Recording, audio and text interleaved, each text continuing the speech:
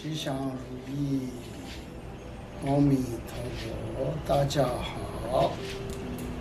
我今天在这里讲几句话的重点的内容。在明天火箭去喜马拉雅山修甘露大成就宝会的时候，自己要当诸法上师，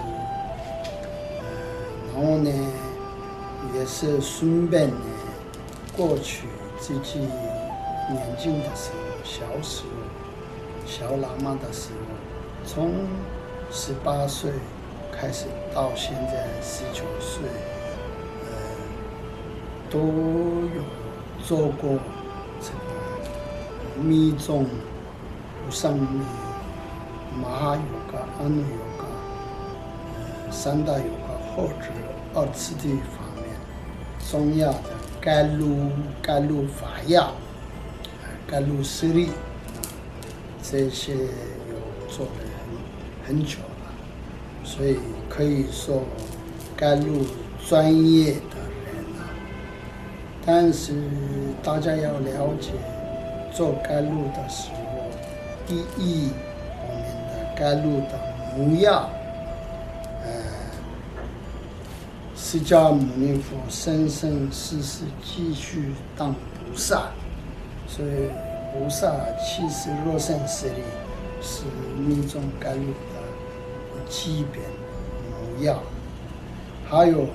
莲花生、大圣等等，就印度跟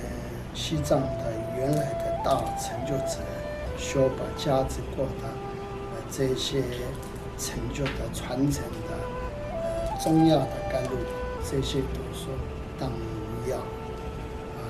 这个是基本的。另外一个是我们修8大黑路嘎或者普巴金刚也分路不变，喜正不变，莲花生、大圣、观音菩萨、文殊智慧甘露也好，观世音菩萨的六知道明咒甘露也好，长寿佛的长寿甘露也好，有些形象是这药丸一粒一粒的，也有颜色很多种。这些做的时候一定要按照这个中药里面非常重要的材料，比如说平常我们做甘露的时候1008法药这样，材料不变，基本8个，然后增加的1000个，最少要1000个。看起来、听起来数目很多，其实也是做起来也不多了。就大家都知道，基本是药师佛的手上钵里面的壳子，还有毛壳子，还有这些无药或者无精华，无宝都是都拿掉的，还有呢无相，主要无方佛的沙玛颜料25种的法药上面，还有加那些水果不变，或者五谷多类不变，或者其他中药很多，也是这些里面最贵的沉香、檀香，还有这个我们的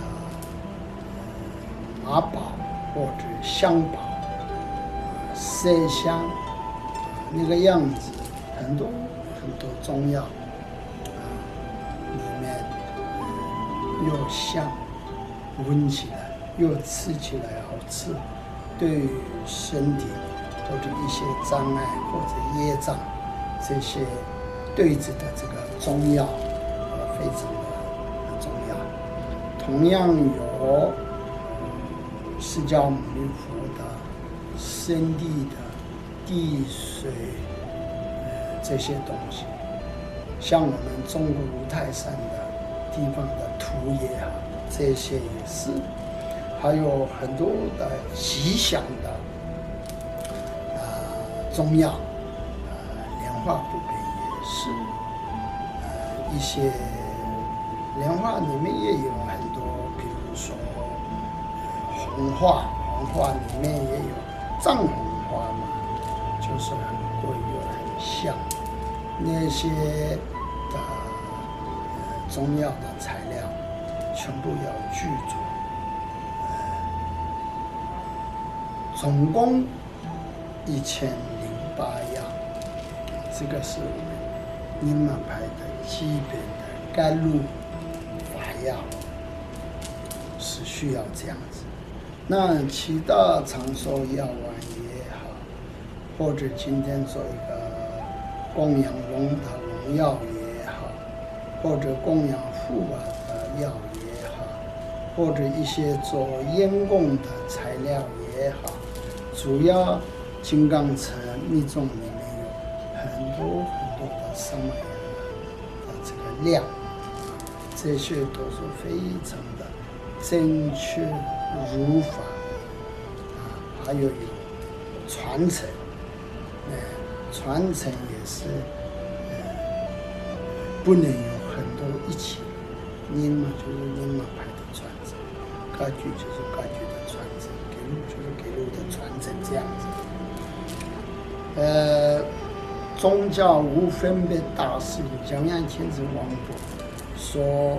藏传宗派、西藏宗派是父母敬仰，不能有分别。但是呢，自己各个的修行见道果也好，或者一些习俗啊，我是无分别的，我是平等的，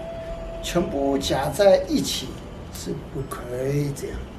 比如说大宝法王的斯里甘露黑药，或者萨迦派的白豆白药，或者宁玛派的这些长寿法药或者甘露，这些都是尊贵的。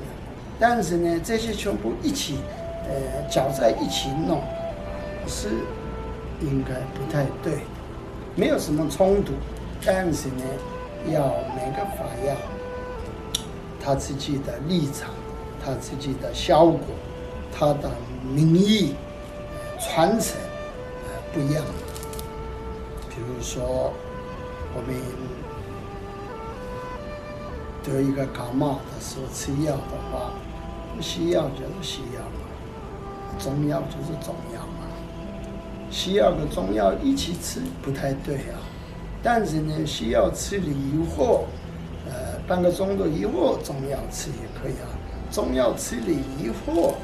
西药吃，中间有15分半个钟头来吃是可以啊，因为两个都要对治感冒嘛。因为我喜欢西药，因为我喜欢中药，全部一起吃，对感冒也没有什么帮助的，对身体也不太好了。所以这样子有我们藏传8大派了，西藏本来就是有8个教派，其实那个都是成就修行的方式一点不一样，重点都是一样，没有很大的差别了。所以我们藏传佛教的法药甘露做法有不一样，很多里面呢，重点是不管什么传承，